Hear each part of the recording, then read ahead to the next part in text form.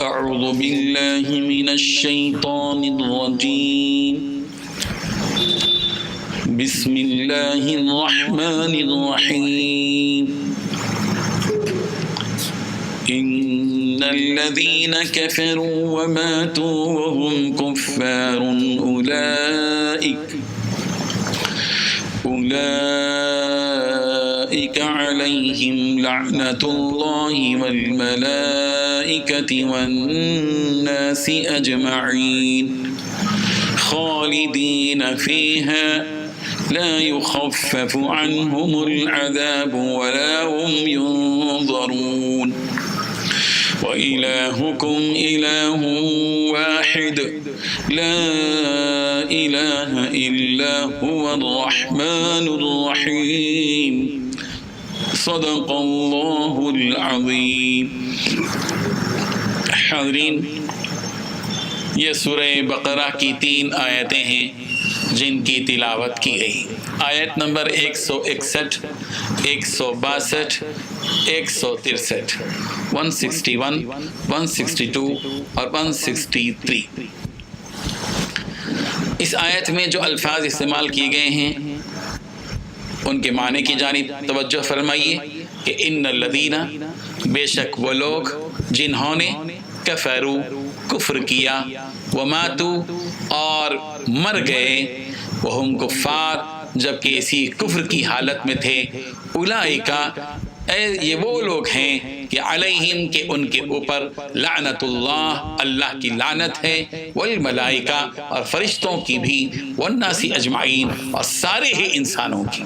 خالدین فیہا اسی لعنت میں ہمیشہ ہمیش رہیں گے، لا یخفف اللہ ہلکا نہیں کرے گا، عنہم ان سے، العذاب عذاب کو، ولا ہم ینظرون اور ان کو مہلت بھی نہیں دی جائے گی، وإلہکم اور تمہارا معبود الہ واحد، ایک ہی معبود ہے، لا الہ الا ہو اس کے سوا کوئی معبود نہیں ہے، الرحمن الرحیم وہ اللہ بڑا مہربان ہے، نہایت رحم والا ہے۔ پوری آیت کا ترجمہ بھی ذہن میں رکھیے کہ بے شک وہ لوگ جنہوں نے کفر کیا اور کافر ہونے کی حالت ہی میں مر گئے، ان پر اللہ کی اور فرشتوں کی اور سارے انسانوں کی لعنت ہے، وہ ہمیشہ اسی لعنت اور پھٹکار میں رہیں گے، نہ ان پر سے عذاب کو ہلکا کیا جائے گا اور نہ ان کو مہلت دی جائے گی۔ تمہارا اللہ ایک ہے، ایک ہے، اس کے سوا کوئی معبود نہیں ہے جو بڑا مہربان نہایت رحم والا ہے۔ ناظرین، اس میں اللہ تبارک و تعالیٰ نے 2 اہم ترین باتیں بیان کی ہیں۔ ایک بات یہ ہے کہ کفر پر زندہ رہنے والے اور کفر ہی پر مرنے والوں کا انجام کیا ہوتا ہے۔ دوسری بات اللہ نے بیان فرمائی کہ معبود پر حق واحد ایک اللہ ہے، اس کے سوا کوئی معبود نہیں ہے، توحید بیان کی گئی۔ پہلی بات جو بیان کی گئی ہے کہ جو لوگ اس دنیا کے اندر کفر کی زندگی گزارتے ہیں، کفر کرتے ہیں اور کفر کرتے کرتے کرتے کرتے اسی کفر میں مر جاتے ہیں، مرنے کے بعد اللہ تبارک و تعالیٰ ان پر اللہ کی لعنت ہوتی ہے، فرشتوں کی بھی لعنت ہوتی ہے اور سارے انسانوں کی بھی لعنت ہوتی ہے، اور اس پھٹکار اور لعنت میں یہ لوگ ہمیشہ رہیں گے، نہ ان پر سے عذاب میں کوئی کمی کی جائے گی اور نہ ہی ان کو کسی بھی قسم کی کوئی مہلت دی جائے گی۔ یہاں قابل غور بات جو میں آپ کو بتانا چاہتا ہوں وہ یہ ہے کہ ہم کافروں پر بھی لعنت کرتے ہیں جو ابھی زندہ ہیں اور مرے نہیں ہیں، انہوں نے کفر تو کیا لیکن کفر پر ابھی ان کی موت نہیں ہوئی۔ ممکن ہے کہ ان کو اللہ تبارک و تعالی ہدایت دے دے، ان کو ہدایت مل جائے اور ایمان کی حالت میں مر جائیں۔ اس لیے امام قرطبی رحمۃ اللہ علیہ نے اس آیت سے استنباط کرتے ہوئے لکھا ہے کہ جس کافر کے کفر کی حالت میں مرنے کا یقین نہ ہو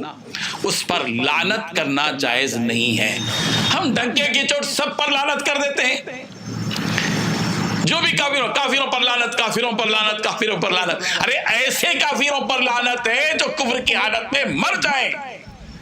اور جو ابھی موجود ہیں کفر کی حالت میں، ممکن ہے کہ اللہ تعالیٰ ان کو ہدایت دے دے۔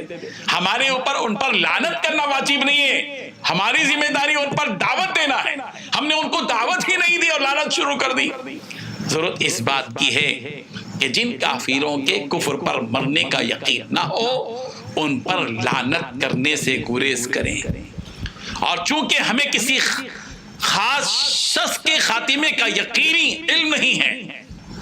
اس لیے ہم نہیں کر سکتے۔ یہ اور بات ہے کہ حضور اکرم صلی اللہ علیہ وسلم نے بعض مخصوص کافروں کے لیے جو زندہ تھے ابھی مرے نہیں لیکن ان کے لیے لعنت کی بد دعا دی۔ یہ کیوں؟ اس لیے کہ یہ وہ تھے جن کے بارے میں اللہ نے حضور صلی اللہ علیہ وسلم کو علم دیا تھا، باخبر کر دیا تھا کہ یہ ایسے شریر کافر ہیں، فاسق کافر ہیں جو کفر ہی پر مریں گے، جن کے کفر پر مرنے کا یقین تھا اور اللہ کے نبی کو علم تھا، اللہ کے نبی نے ان پر لعنت کی۔ عام کافروں پر حضور اکرم صلی اللہ علیہ وسلم کی لعنت نہیں رہی۔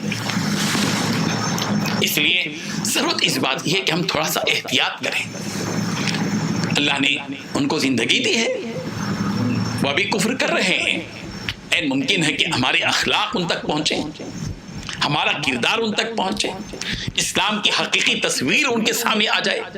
مسلمانوں کے اخلاق کی صحیح تصویر ان تک پہنچ جائے،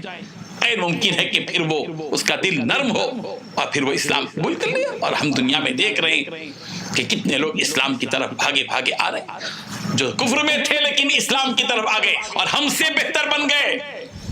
ان کا ایمان ہم سے زیادہ کبھی مضبوط نظر آتا ہے، اور اللہ ان سے اتنا زیادہ کام لیتے ہیں کہ ہم خود شرمندہ ہیں کہ ہم پیدائشی مسلمان ہو کر ہم سے اتنا کام نہیں ہوا جتنا کہ ان سے کام ہوا۔